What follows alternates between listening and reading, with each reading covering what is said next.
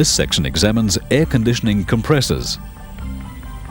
The air conditioning compressor circulates refrigerant through the air conditioning system. It is normally driven by a belt from the engine crankshaft. 4 basic types are used: reciprocating piston, rotary vane, scroll, and axial piston. The axial piston type is one of the most common. The cylinders are placed around the drive shaft and parallel to its axis. Each cylinder has a double-ended piston, allowing a separate pumping chamber at each end of the cylinder. Each pumping chamber has a set of inlet and discharge valves. The inlet reed valves are connected to the inlet port of the compressor by drillings. The discharge valves are connected to the discharge port also by drillings. A swash plate is attached to the drive plate at an angle. Rotation of the drive shaft causes the outer edge of the swash plate to constantly change its linear position.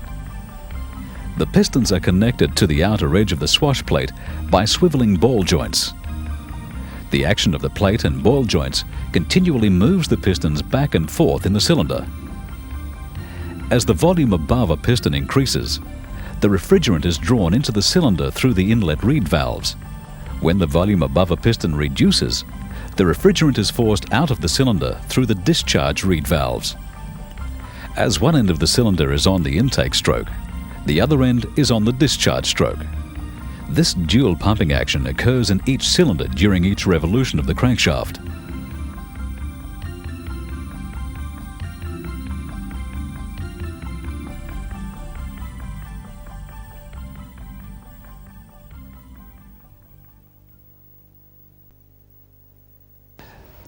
This section examines air conditioning condensers and evaporators.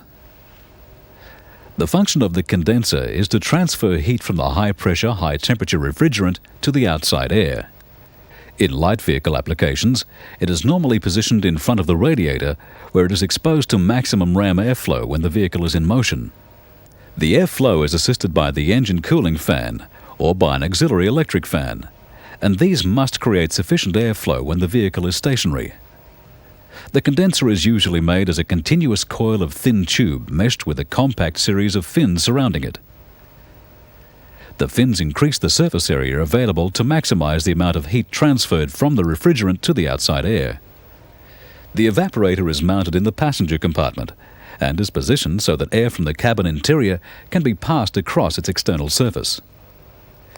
It is normally constructed of aluminium tube with fins attached to increase the surface area. This maximizes the rate of heat removal from the air.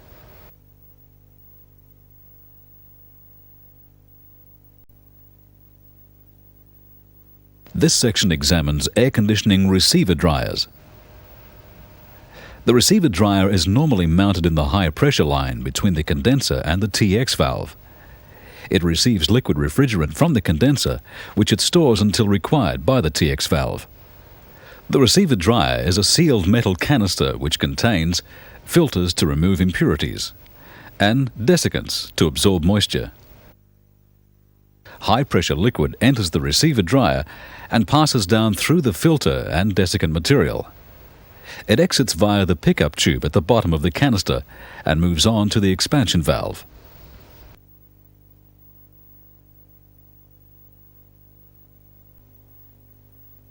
This section examines air conditioning hoses and pipes. To carry refrigerant between the air conditioning system components, special types of hoses and pipes must be used.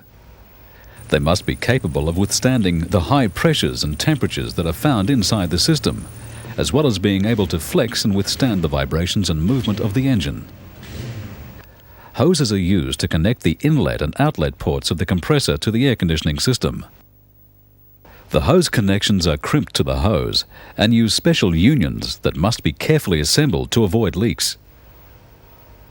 Pipes are rigid tubes of metal, often found connecting components that are fixed to the body of the vehicle.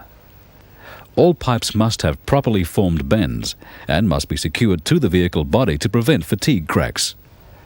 The connections can be made with flared flanges or threaded unions that are welded to the pipe.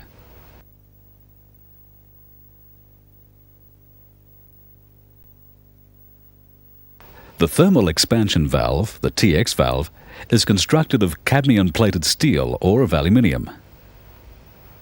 3 types are commonly used. These are internally equalized, externally equalized, and H-block.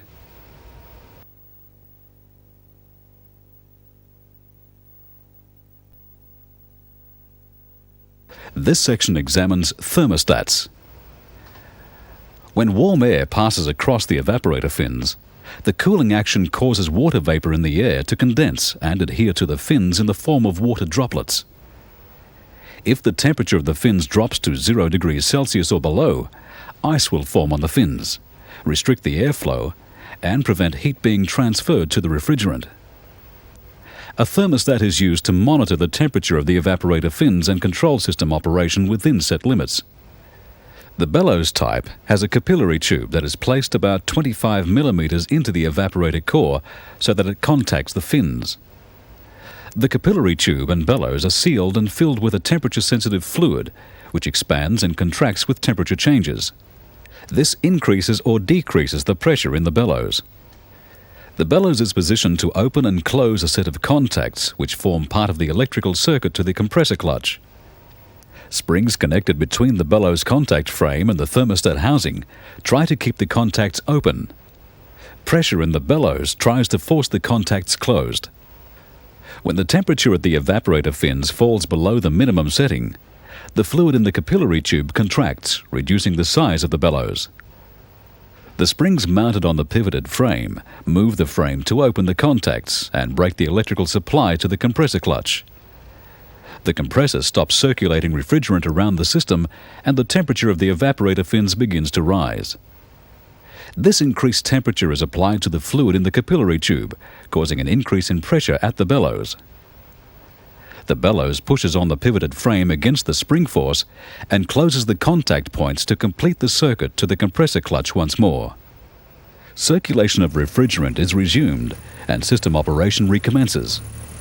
The thermostat usually cycles the system between a minimum of 2 degrees centigrade and a maximum of 8 degrees centigrade to maintain the evaporator at the required temperature.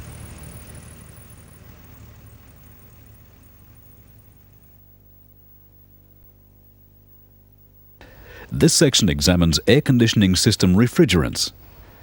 The refrigerant used for many years in automotive air conditioning systems is a substance known as dichlorodifluoromethane, commonly referred to as Freon, or R12. It is one of a group of gases called CFCs. R12 has the following properties. It is non-flammable, non-toxic, is stable at all temperatures, does not react with aluminium, steel or copper, and it is soluble in mineral oils. It also has a low boiling point and vaporizes at -30 degrees Celsius. However, it has recently been found to be harmful to the environment, and a number of alternative refrigerants have been considered to replace R12. The most practical of these being a liquid known as R134A. R134A is a refrigerant suitable for use in automotive air conditioning systems. It is an HFC, or hydrofluorocarbon. It does not contain the ozone-depleting chlorine atom. R134A has a boiling point of -26.2 degrees Celsius. All its other refrigerant characteristics are similar to R12. The only difference being that its operating pressures and temperatures in the evaporator and condenser are slightly higher than for R12. There are important differences in their chemical properties. Unlike R12, R134A is not soluble in mineral oils, so new compressor lubricating oils have been developed. To prevent the wrong lubricant or refrigerant being installed during servicing, the service ports on air conditioning systems have been changed so that the service equipment for an R12 system cannot be connected to an R134A system.